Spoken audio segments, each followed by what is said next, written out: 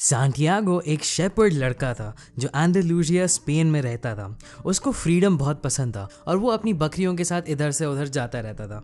उसके दिमाग में एक लड़की के ख्याल चल रहे थे जिससे वो एक बार तरीफा में मिला था। वो फिर तरीफा जा रहा था उस लड़की से मिलने की कोशिश करने के लिए। अब तरीफा के रास्ते में जब रात हो गई तो उसने सोचा कि वो आराम कर लेता है रात में और फिर वो सुबह में आगे बढ़ेगा। तो उसको एक सुनसान चर्च दिखा और उसने सोचा कि वहीं पे वो रात गुजार लेगा।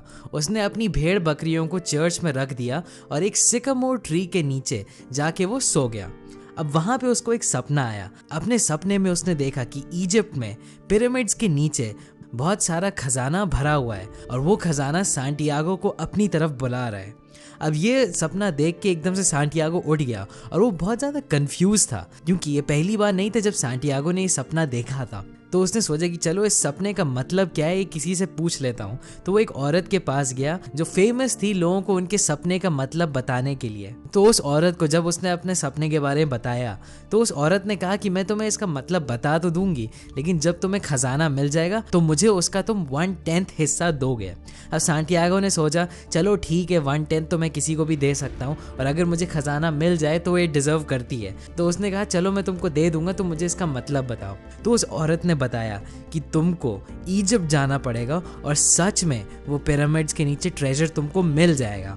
अब सांटियागो ने सोचा कि यार ये तो मुझे कोई भी बता सकता है, पता नहीं ये सच बोल रही है नहीं, आगे बढ़ता हूँ मैं। तो इसीलिए वो शहर चला गया और वो बेंच पे बैठे कुछ सोच रहा था। एकदम से एक बुढ़ा आदमी आया उसके पास। उस बुढ़े आदमी ने बोला कि मेरा नाम मेल्चीजेदेक है और मैं सालेम का राजा हूँ। अब सांटियागो ने उसको थोड़ा इग्नोर किया क्योंकि वो बहुत ख़राब कपड़े पहना था और उसको लग रहा था कि ये झूठ बोल रहा है। लेकिन फिर एकदम से उस आदमी ने बोला कि मैं तुम्हें उस खजाने को ढूंढने में मदद कर सकता हूँ।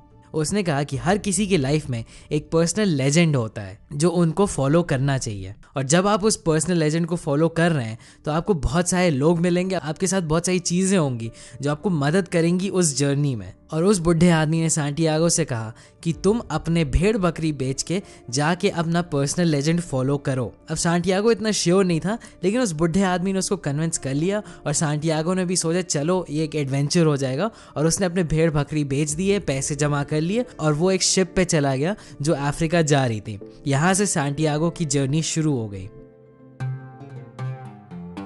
अब सांटियागो पहुंच गया टांजियर्स में जो मोरक्को में एक शहर है, और वहाँ पे जैसे ही वो पहुँचा उसके सारे पैसे किसी ने चुरा लिए। अब वो परेशान तो हो गया, लेकिन उसने कहा कोई बात नहीं, मैं अपने मिशन पे आया हूँ, मैं अपना मिशन पूरा करके जाऊँगा।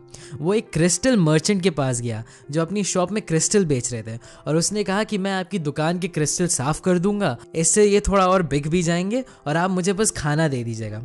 तो जैसे ही सांटियागो ने उसके क्रिस्टल साफ़ किए एकदम से लोग आने लगे और वो क्रिस्टल खरीदने लगे।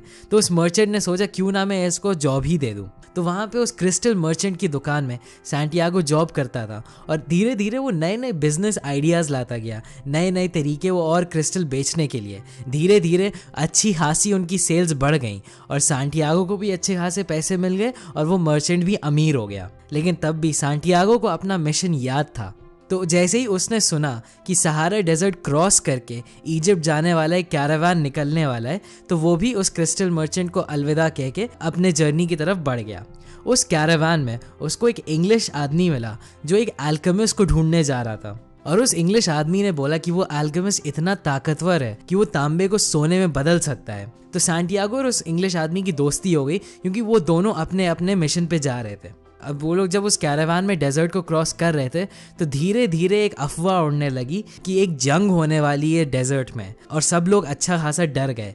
तो उस कैरावान ने डिसाइड किया कि रिस्क लेने से अच्छा है एक ओएसिस है डेजर्ट के बीच में जिसका नाम है अल फायूम, वहाँ पे हम लोग रुक जाते हैं जब तक ये जंग ख़त्म ना हो जाए। अब ये जंग हफ्तों से लेके सालों तक चल सकती है, कोई गारंटी नहीं है कब ख़त्म होगी। तो सांटियागो थोड़ा डिसअपॉइंट हो गया कि पता नहीं मैं कब पहुंच पाऊँ पिरामिड्स, लेकिन तब भी उसने हार नहीं मानी।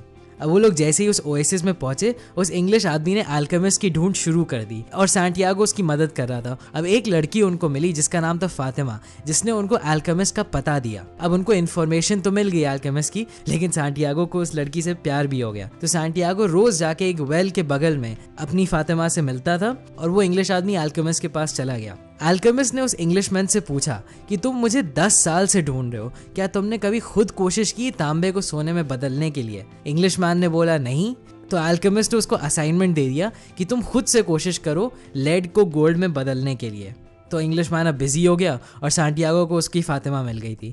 एक दिन जब डेजर्ट में सैंटियागो जा रहा था, एकदम से उसको एक विजन आया। उसने एकदम से ये देखा कि ओएसिस पे कोई अटैक करने वाला है और एक जंग होने वाली है। अब उसने जाके ओएसिस के सरदार को बता दी है बात। अब वहाँ के सरदार ने बोला कि हम लोग तैयारी तो कर लेंगे, लेकिन अगर जंग नहीं होगी तब हम लोग तुम्हें मार डालेंगे। अब सरप्राइज की बात यह है कि अगले दिन असली में एक आर्मी ने अटैक कर दिया और वो लोग उस आर्मी को हरा पाए थे क्योंकि वो लोग तैयारी कर चुके थे। तो वहाँ का चीफ बहुत खुश हो गया और उसने सैंटियागो को बहुत ज़्यादा सोना दे दिया और उसको वहाँ का काउंसलर बना दिया।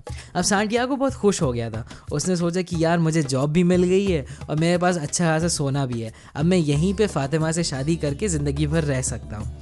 लेकिन फिर फातिमा ने उसको बोला कि सच्चा प्यार कभी भी तुम्हें अपने सपने से दूर नहीं रखेगा। तो उसने कहा कि वो उसका इंतज़ार करेगी, लेकिन उसको अपने ड्रीम्स को फॉलो करना चाहिए। अब उसी शाम को अल्केमिस्ट सैंटियागो को मिल गया और अल्केमिस्ट ने तो सुना ही था कि सैंटियागो को विजन आए थे जिसने उस ओएसिस को बचाया था।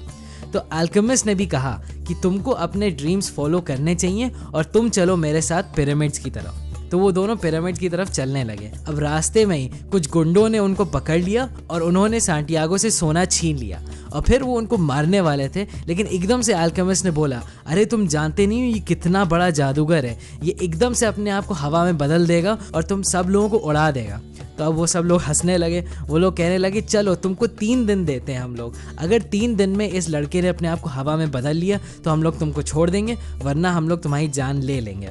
अब सैंटियागो बड़ा डर गया। उसने अल्केमिस्ट से बोला, यार तुमने तो हम लोगों को मरवा ही दिया, मैं कहाँ अपने आप को हवा में बदल सकता हूँ। अब अल्केमिस्ट ने बोला, शांत रहो, तुम ये कर सकते हो, बस अपने अंदर कॉन्फिडेंस रखो और डेजर्ट की लैंग्वेज को समझने की कोशिश करो। अब 2 दिन सैंटियागो ने कोशिश करी, कुछ नहीं हुआ। तीसरे दिन वो बहुत ज़्यादा टेंशन में था और उसने दिल से डेजर्ट को समझने की कोशिश की और एकदम से वो हवा में बदल गया और उसने सारे टेंट उड़ा दिए। ये देख के वहाँ के गुंडे बहुत डर गए और उन्होंने उन लोगों को छोड़ दिया। अब सैंटियागो और अल्केमिस्ट एक मॉनेस्ट्री पे पहुंचे जहाँ पे अल्केमिस्ट ने तांबे को गोल्ड में बदला, सैंटियागो को थोड़ा सा गोल्ड दिया और कहा कि यहाँ से तुम अकेले इजिप्ट की तरफ जाओ। तो जैसे ही सैंटियागो पिरामिड्स के सामने पहुंच गया और उसने खोदना शुरू किया, एकदम से कुछ और गुंडे आ गए। उन्होंने सैंटियागो को मारना शुरू किया और उन्होंने उससे सोना छीन लिया। अब सैंटियागो ने अपने होश खो दिए और वो एकदम से अपनी कहानी बड़बड़ाने लगा और उसने बोल दिया कि उसने एक सपना देखा था, इसलिए वो इजिप्ट आया था।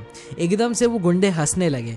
एक गुंडे ने बोला कि अरे ये तो पागल आदमी लगता है, अपने सपनों के बारे में इस तरीके से कौन सोचता है। मैंने भी एक सपना देखा था कि स्पेन में एक सुनसान चर्च में एक सिकामोर ट्री के नीचे बहुत सारा खजाना भरा हुआ है, लेकिन मैंने थोड़ी अपने सपनों को फॉलो किया, मैं इसकी तरह बेवकूफ़ नहीं हूँ। और वो लोग उसको छोड़ के हंसते हंसते चले गए। एकदम से सैंटियागो को समझ में आ गया कि असली खजाना कहाँ था। वो वापस स्पेन गया और उसने सिकामोर ट्री के नीचे खोदना शुरू किया और वहीं पे उसको खजाना मिल गया। फिर सैंटियागो ने सोचा कि वो 1/10 जो उसने प्रॉमिस किया था उस औरत को दे देगा और वो वापस डेजर्ट में जाके फातिमा के साथ रह लेगा। यहीं पे हमारी कहानी ख़त्म हो गई। तो मेरे हिसाब से इस स्टोरी से आप 3 बहुत इंपॉर्टेंट लेसन्स ले सकते हैं। पहला है कि खजाना वहीं है जहां आप हैं, लेकिन आपको बाहर जाना पड़ेगा ये समझने के लिए। खजाना तो वहीं था जहां सैंटियागो की जर्नी शुरू हुई थी, लेकिन वो उसको कभी ढूंढ नहीं पाता अगर वो पूरी अपनी जर्नी नहीं कंप्लीट करता।